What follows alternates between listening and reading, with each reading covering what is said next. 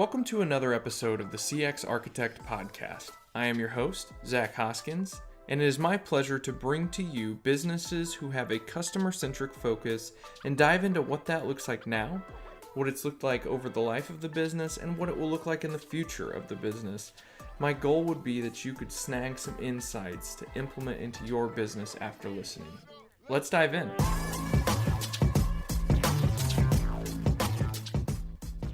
On this episode, I sit down with Craig Jamison, owner of shelter insurance Craig Jamison Agency.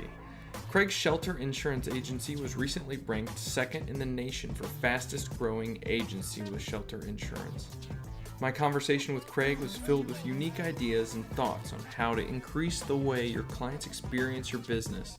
So without further ado, here's my conversation with Craig Jamison. Craig, thanks for joining me for the podcast. It's good to have you here. We appreciate you having you. Hey, thanks for the invite.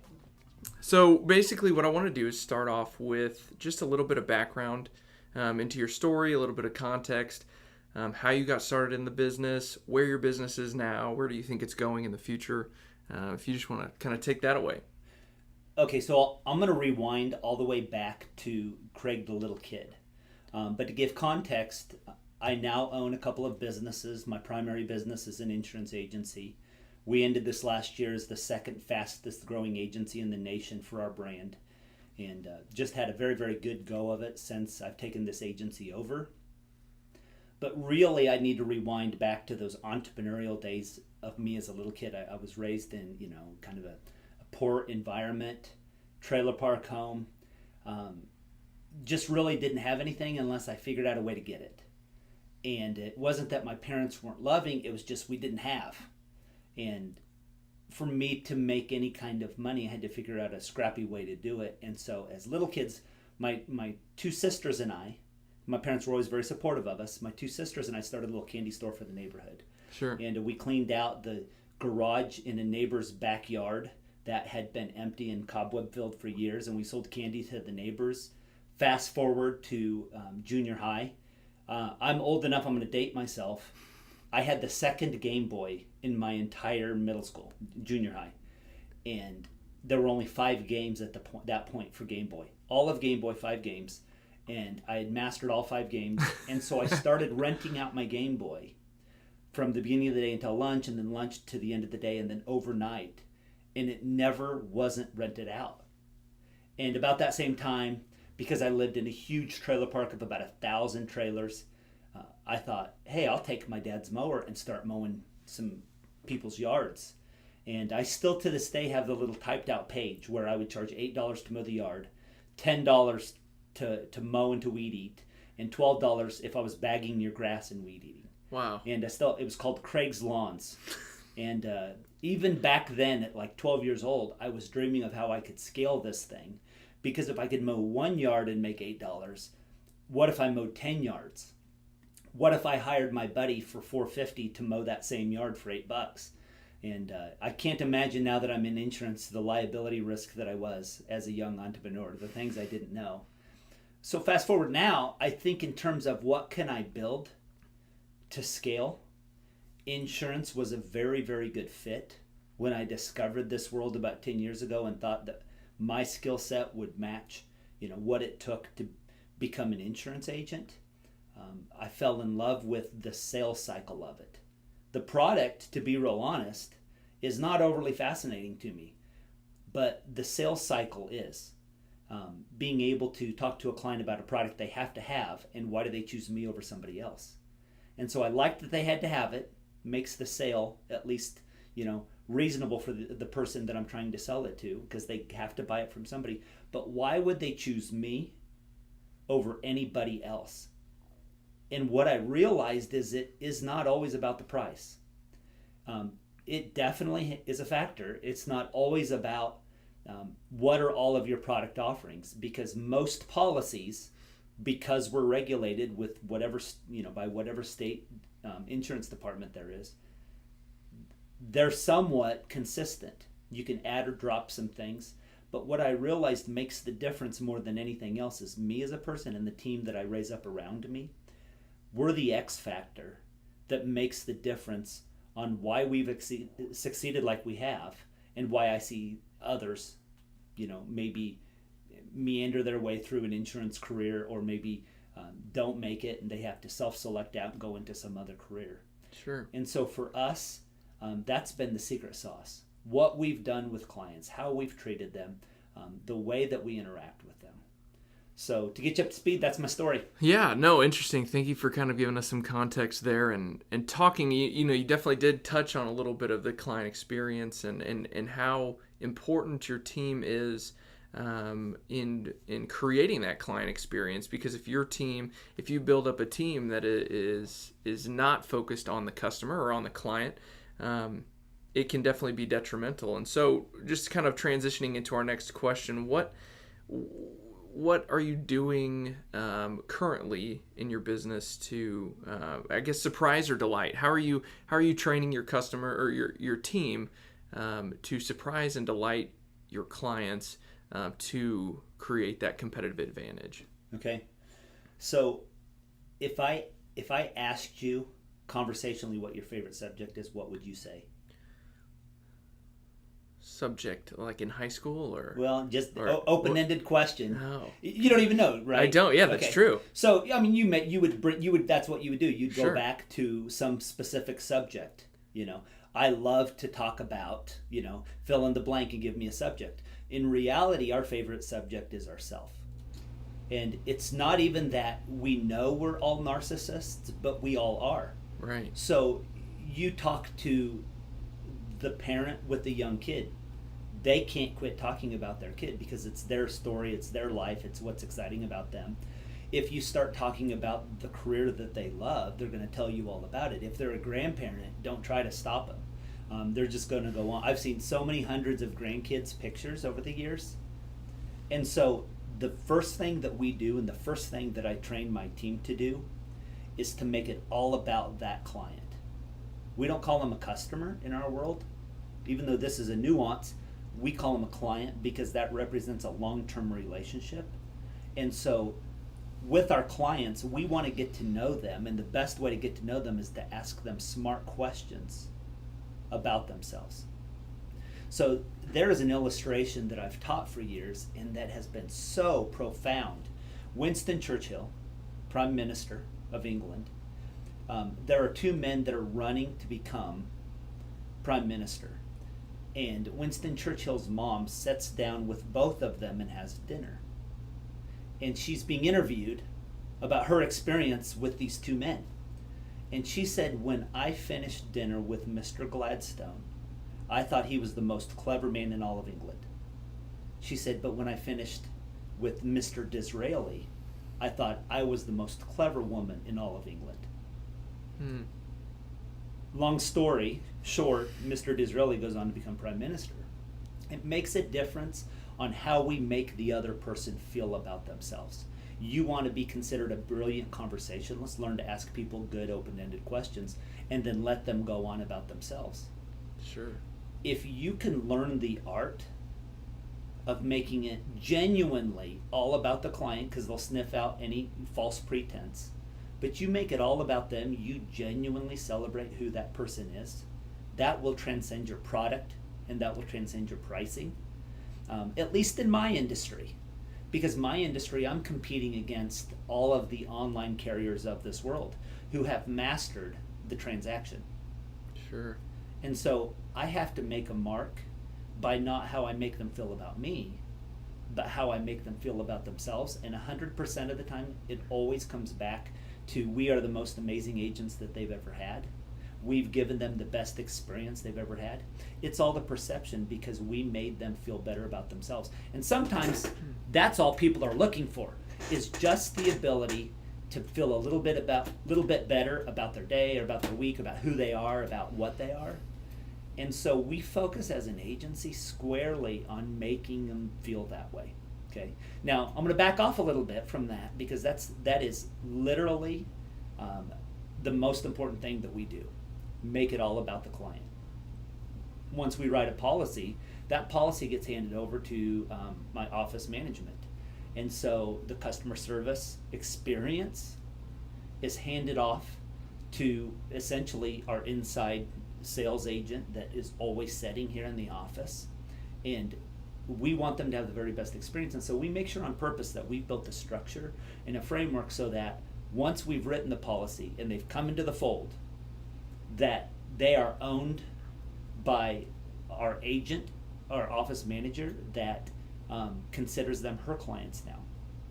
Because we want them to always feel like they have a connection, they always have somebody. I'm going to be so busy in appointments often, but I want them to have that experience. And so she is trained and released to act like she is the agent, and it's all about her experience with them. That makes a difference. One other thing that we do is there's a book by Seth Godin called Purple Cow. Mm-hmm. And the premise of the book is if you drive out into the country and you see this pasture of cows, they're fascinating if you've never seen one. But you go past 2 or 3 or 4 pastures and all of a sudden they're all the same. But imagine in the middle of that, if you see a purple cow, you're going to go back to town, you're going to tell your friends and your family, you're going to say, hey, drive out there, look at that purple cow. The book is all about the idea that gets talked about wins. And so we do little things within our agency to get talked about. We're an insurance agency. We show up with a wooden sign at the closing when they buy the new house. And it says home sweet home, and then we've had it laser engraved with the name of the homeowners. We're the only insurance agents that we know of that go and do that. We post that to Facebook. We tag everybody involved. They love the personal touch. We love the fact that they go home and they talk to their friends and family about that, which gets us more referrals. The lender and the realtor go back and they just love the experience. They look good, we look good. The homeowners are in love with the whole process. And so we try to fill our agency up with little things that make us different to get us talked about. We make a point of going to our centers of influence on a regular basis, giving them some kind of memorable gift. We just went out, one of our sales agents, my sales agent and I went out and we handed out succulents. And we had little stickers that were logoed with the agency, and it said, thanks for helping our business not suck. Well, it's irrelevant. Half the plants are going to die, and they can't die because they're succulents, right? Right. But the idea is we want that personal point of contact so that they remember who we are. They remember that we're a little bit different than everybody else. And really, none of this that I've talked about is about my product. Right. It's about how we make them feel about the experience. In return, we're the best agents ever. We have the best product ever. We have the best pricing ever. We don't. We just make them feel a certain way, and they create their own perception. What an incredible, just an incredible tips and ideas just flowing like crazy. And one, it brings me back to one quote that I heard, and it's the most interesting people are the most interested.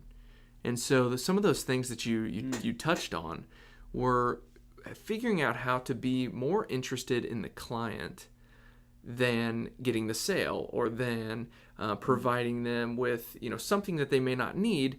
And so doing that, being there at the closing, having that wooden sign shows you're interested, which makes you interesting, and that is just that's good, super good. So that's good. Okay, so I want to. So it seems like this is all good. One thing that I want to talk about is if you don't mind, what's been one of your favorite challenges or failures that you've faced, and how have you used that to improve, or how has that actually set you up for later success? So I had come from the nonprofit world 10 years ago, and I didn't know what I didn't know in this world. And so I already had a very similar matching skill set, but it was a very, very different product from nonprofit into, insurance sales. And so I knew how to shake hands and pat people on the back and, have conversations with them. What I didn't know is how to connect with the right people. And so when I went into insurance, I had been in insurance about 15 months. And I had a district manager that would come check on me every few months. And I remember, I'm a very, very positive person. There's a term, it's been called hypomania. I've had a gentleman tell me, he's like, I'm pretty sure that if you got diagnosed you would be considered a hypomaniac. I'm like, what is that? He said, that's bipolar, except you never have downs. You just have mountaintop experiences every day, all the time. So I'm very positive. I always find the good in things. But I remember throwing my feet up on the desk with my district manager.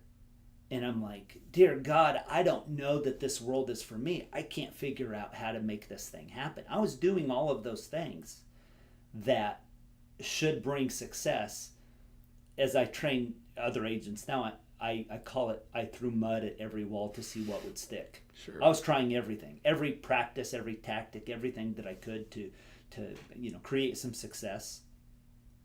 But it wasn't until the 15-month mark when I was totally wore out, threw my feet on the desk, and told my district manager, I guess I just chose the wrong profession. And it was literally within the next month, I had a professor from our local college come in, and he had a photocopied page of business cards. Mine was the very top card. And he came in, he's like, hey, I was referred to you. And I'm like, what? Who? Who referred you?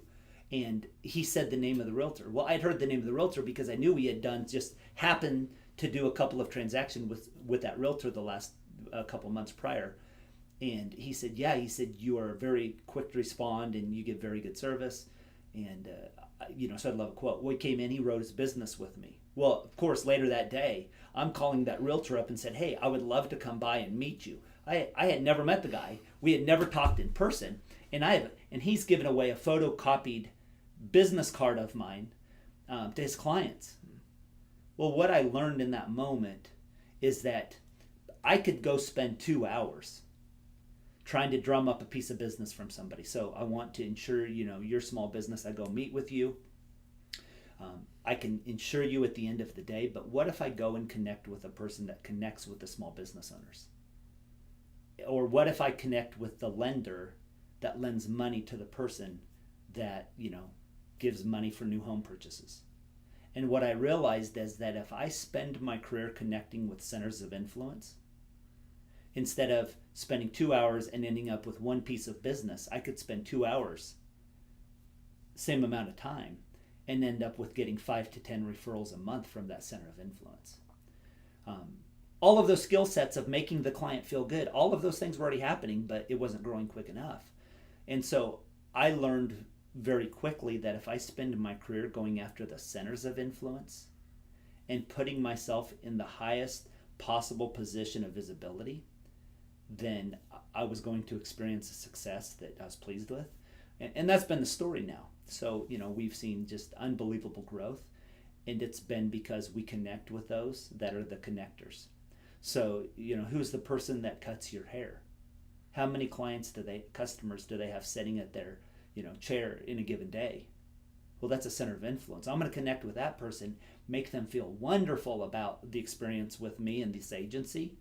And my hairdresser has sent me a ridiculous amount of business because she's talking to people all day long. Why can't I be part of that conversation? I have a group of lenders that send me a lot of business because they know I'm going to take great care of their clients. They get good feedback.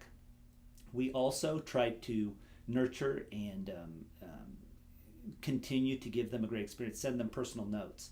Everybody in the office knows that if we hear something new about a client, we capture that. When we have our team meetings, we try to relay that to each other. Hey, did you know that so-and-so just had her first grandbaby?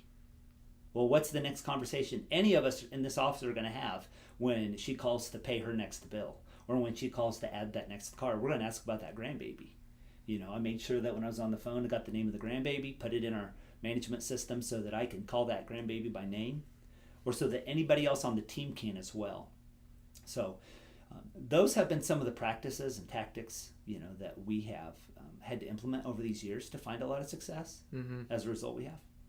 Well, and I like the way that you kind of broke the silos. I mean, I know typically, businesses, you have silos. You have a marketing person. You've got like a salesperson. You have IT. You've got all of those things. But it sounded like what you just did was, whenever you come together and you share that piece of information so that everybody's on the same page, regardless of who is going to speak with the customer next or the client next, they will have that conversation. So it's a seamless transition because multiple people in your office could speak with that client potentially. And so if they're all on the same page, the client will have that awesome experience regardless of who they're interacting with at the office.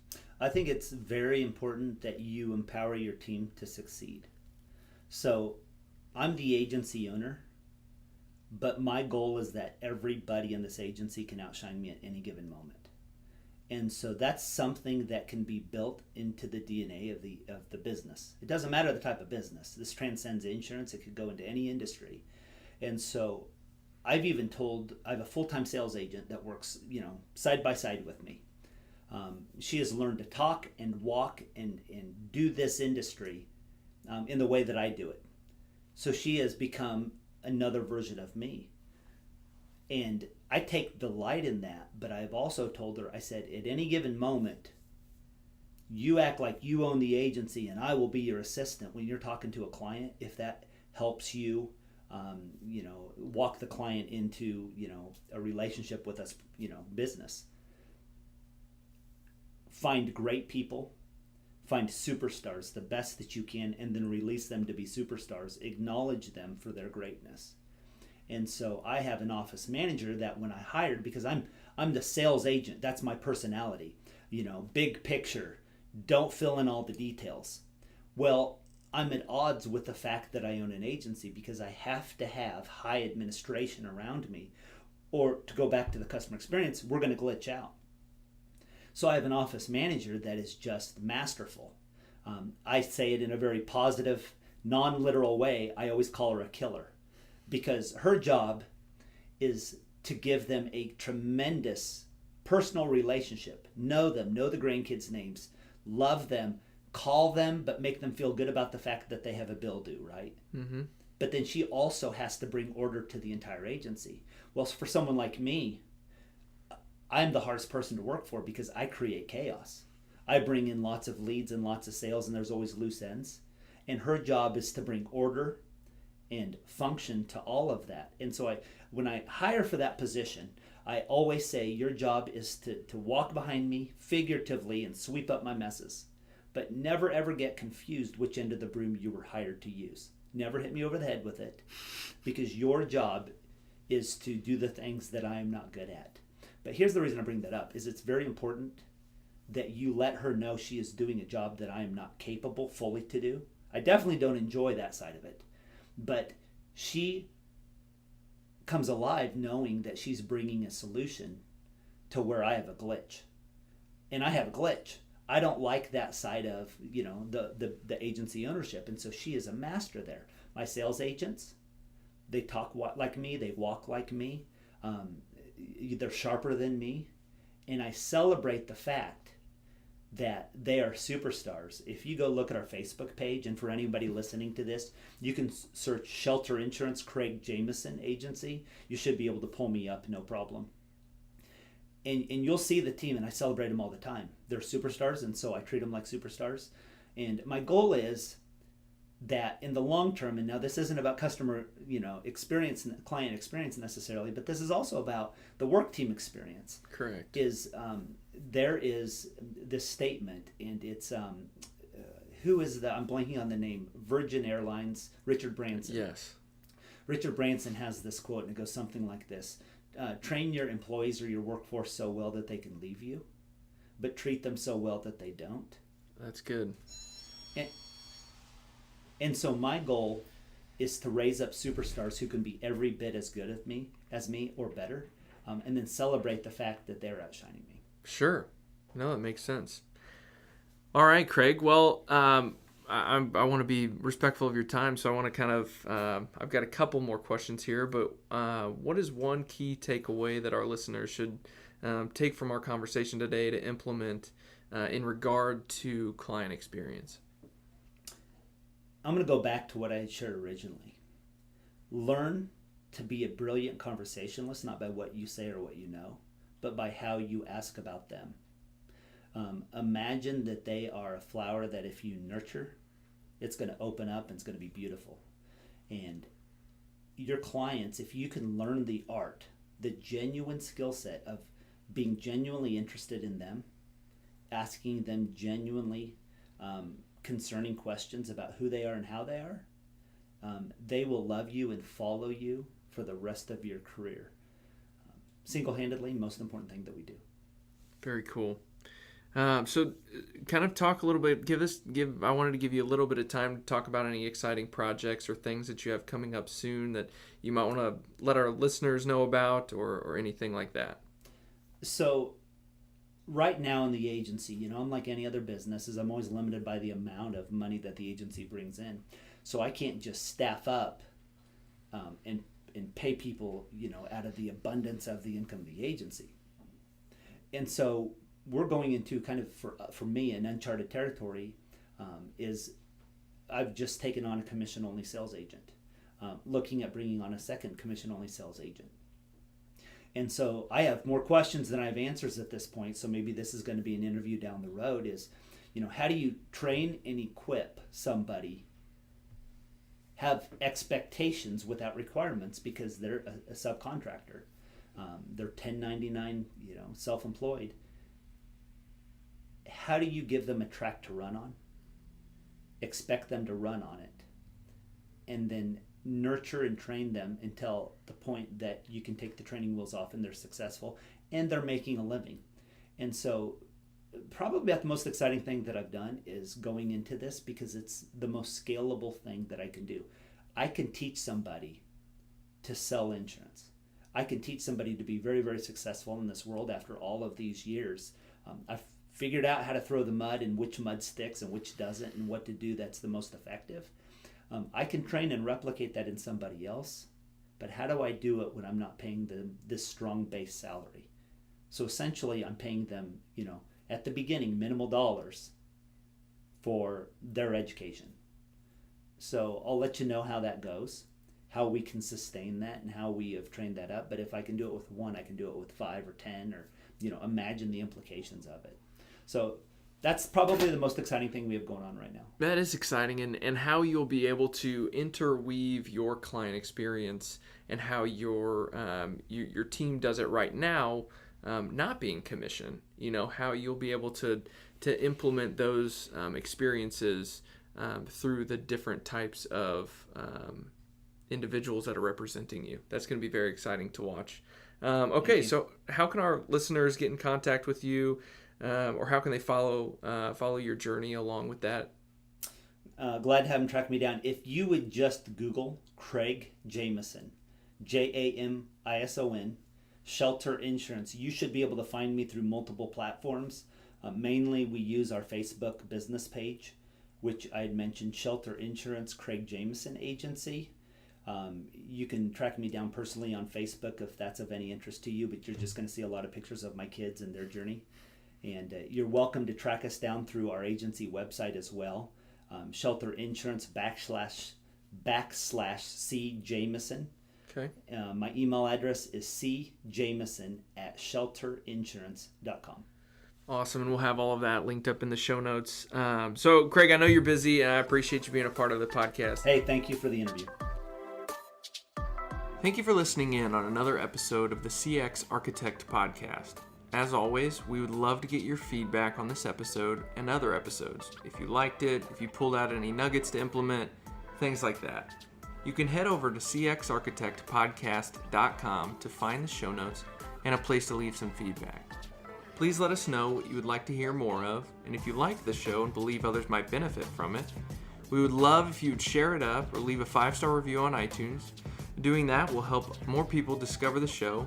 And with that, I appreciate you and thank you for listening. Have an awesome day.